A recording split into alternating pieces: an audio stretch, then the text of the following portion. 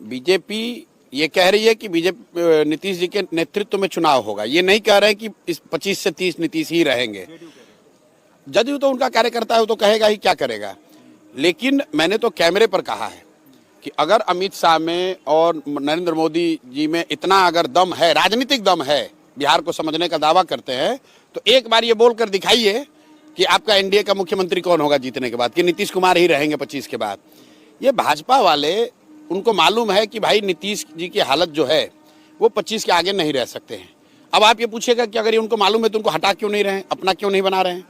वो इसलिए कि भाजपा की बिहार में ना वो ताकत है ना तैयारी है, न उनकी ताकत है ना उनकी तैयारी है।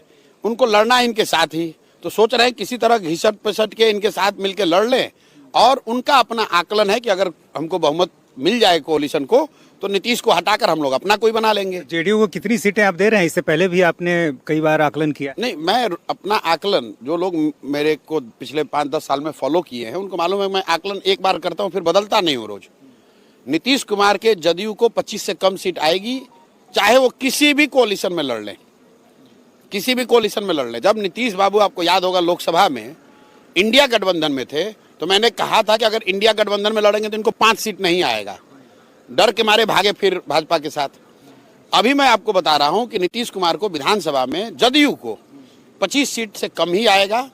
और इसके साथ ही जदयू का एज ए दल मुझे लग रहा है कि खात्मा हो जाएगा। जन सुराज में अगर आप ऑब्जेक्टिवली देखेंगे तो सबसे ज्यादा अगर किसी दल के लोग आए हैं तो वो नीतीश कुमार के दल के लोग आए हैं।